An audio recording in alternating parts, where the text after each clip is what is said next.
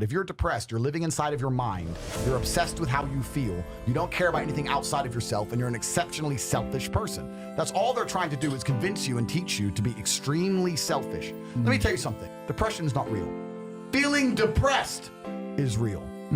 So you can feel depressed, but you feel depressed, and that is a natural biological evolutionary trigger for you to change something in your life. That's your own mind telling you you're unhappy about X. If I went to jail today, I'd be depressed because I'm in jail. Right. I haven't caught depression.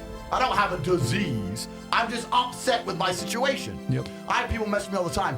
I'm fat and I can't get a girlfriend because I'm depressed. I'm like, no, pancake lover. You're depressed because you're fat and you can't get a girlfriend. Do you understand? Yeah. No matter what the worst thing that could possibly happen to me on earth, I will feel sad, but I will recover and I will not become depressed because I don't believe in depression. If you're in an old haunted house, right? You have two people in two haunted houses. One believes in ghosts and one doesn't. You hear some noise in the night. The wind blows, right? The man who believes in ghosts is like, oh no, ghost. Now he's scared, right? He wants an exorcist. He can't sleep. He's scared about ghosts. He's paranoid. The guy who doesn't believe in ghosts goes, wind, whatever, and goes back to sleep. Do you understand that it's the belief that gives it power? Right. If you don't believe in ghosts, the ghosts can't hurt you. If you don't believe in depression, you can't become depressed. And I refuse to believe in something that's going to weaken. Why would I believe in something that's going to weaken my ability to deal with problems in life? Why would I do that? I'm temporarily immortal. Do you understand? Do you understand? I'm temporarily immortal. And I'm not going to waste my living years believing in things which take power from me. Because I'm not an idiot. Real men cry, and if women can cry, men can cry too. There's nothing wrong with it. And there absolutely is something wrong with it, and I'll explain to you why. Life as a man is far more difficult than life as a woman. And one of the key components of manhood always has been and always will be, we have the ability to control ourselves and not act emotionally. Females are more emotionally driven, more emotionally impulsive than a good man should be. Saying that I felt like crying so I cried, this makes me a real man, is as stupid as me saying, well, I felt like smashing his face in, so I smashed his face in. This makes me a real man. No, the hallmark of a real man is controlling himself, controlling his emotions, and acting appropriately regardless of how he feels. And throughout human history, this is exactly how men had to live their lives. Do you think that the teenagers storming the beaches of Normandy felt like crying? Of course they did. But they also knew that that wasn't the correct thing for them to do. They had a duty to commit to, they had honor, and they did what they were supposed to do regardless of how they felt. That is the mark of a man. Weakness and absolute submission to your feelings are not the hallmarks of men. It's not the way society has ever been built. It's never been built off the backs of men who were crying their eyes out because they felt like crying. The only kind of men who advocate crying are the kind of men who do not have enough self-control to prevent themselves from crying. Because we're all human. There's times in your life, as a man, you're gonna feel like crying. It's gonna happen. But what you're supposed to do is not cry. Because this is a test in mental fortitude.